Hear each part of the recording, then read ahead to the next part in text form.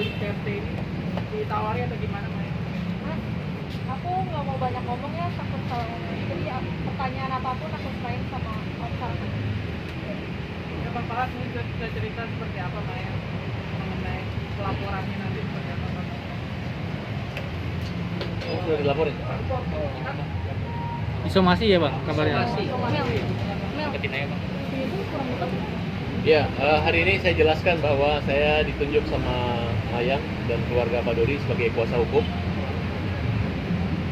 untuk mendampingi kepentingan Mayang ya, khusus dalam tugas khusus gitu, yang ada kaitannya dengan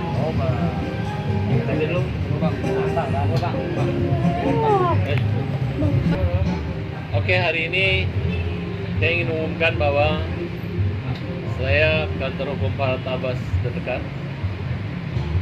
ditunjuk oleh keluarga Pak Dodi Sudrajat dan Mayang untuk mendampingi, memberi kuasa khusus buat Mayang ya, berhadapan dengan salah satu produk dan kaitan-kaitannya dengan netizen-netizen yang mungkin akan menyerang, yang mungkin tidak tahu persoalannya tapi menyerang-menyerang saja. Nah, jadi dipandang perlu kami untuk mendampingi, dan dalam hal ini kami sudah membuat satu somasi tertulis yang dimana kita lihat perkembangannya dengan jawaban-jawaban apa yang akan mereka lakukan terkait dengan hal yang menimpa atau merugikan daripada klien kami, Mayang. Bang, awal kerjasamanya seperti apa sih Bang terhadap skincare ini Bang? Mungkin bisa dijelaskan dulu terlebih dahulu Bang. Kalau sepengetahuan saya, klien saya mengatakan bahwa mereka hanya produk lepas saja, gitu, tidak ada kerjasama. Mereka menggunakan, kemudian ternyata dampak daripada obat yang digunakan itu mengakibatkan wajah klien kami ini alergi, gitu. Walaupun dalam waktu beberapa jam itu membuat pengaruh buruk terhadap wajah daripada klien kami.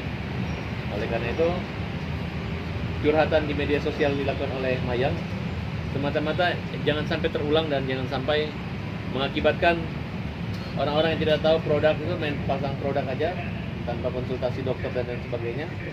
Nah, kemudian akan mengakibatkan kerugian fisik maupun kerugian materi. Oleh karena itu, Mayang merasa tidak pernah menyebutkan nama produknya itu, ya nggak pernah menyebutkan.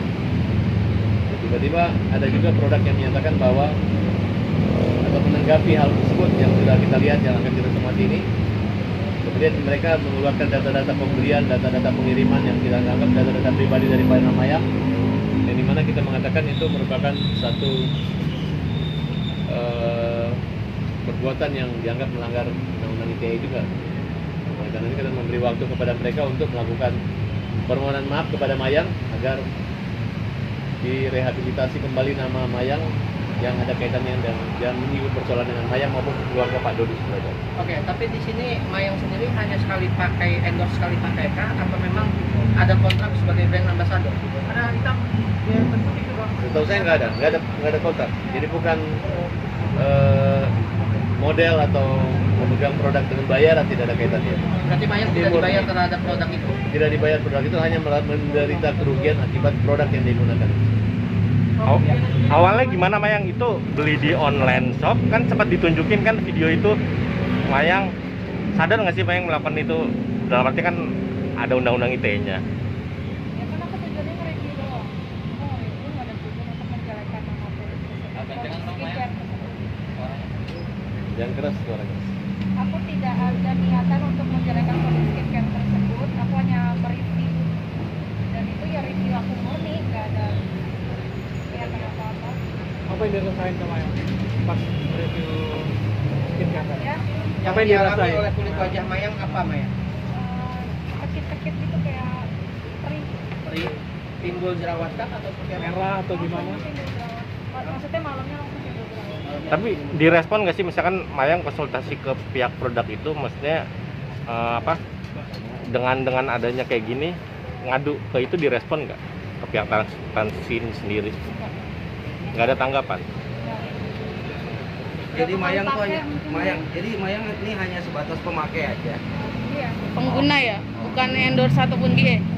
Berapa kali Maya pakainya? Karena aku udah ngerasain sekali pakai langsung merah, jadi aku sekali pakai. Bang Farhat, surat somasinya sendiri sudah dikirimkan belum sih Pak, ke produk itu? Ya, hari ini kita kirimkan. Sudah dikirim. Kopinya ada di sini. Sudah dikirim ya. Sudah dikirim. Nah, yang dituntut apa Bang? Ya, kita hanya menyampaikan, saya bacakan ya. Iya. Intinya bahwa produk tersebut melalui media sosial resmi telah mengunggah data pribadi klien kami tanggal 29 Maret, di mana dokumen tersebut mengandung nama lengkap, jenis barang yang telah dibeli dan waktu pembelian. Bahwa perbuatan tersebut diduga melanggar pasal Undang-Undang ITE sebagai berikut: pasal 32. Setiap orang dengan sengaja tanpa hak atau melawan hukum cara apapun mengubah, menambah, mengurangi, melakukan transmisi melalui menghilangkan, memindahkan, menyembunyikan suatu informasi elektronik. Setiap orang dengan sengaja tanpa hak melawan hukum memindahkan, mentransfer data informasi elektronik dan dokumen elektronik secara sistem elektronik orang lain yang tidak berhak. Terhadap perbuatan tersebut ancaman hukumannya 5 tahun. Kalau untuk pasal 48 Undang-Undang ITE ayat 1 yang kaitannya dengan unsur pasal 32 itu denda 2 miliar, pasal 2-nya denda 3 miliar atau pidana 9 tahun penjara. Sedangkan ayat 3-nya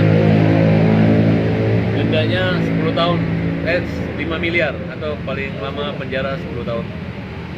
Nah, berdasar waktu ini kami minta dalam waktu 3-24 jam kali sejak surat ini agar pemilik akun tersebut dan penanggung jawab produk tersebut merespon dengan itu baik, meminta maaf ataupun boleh bermusyawarah bertemu dengan Mayang untuk klarifikasi kembali. Apabila tidak, ya kita akan melakukan upaya hukum. Oke, Bang, itu kan yang dilaporkan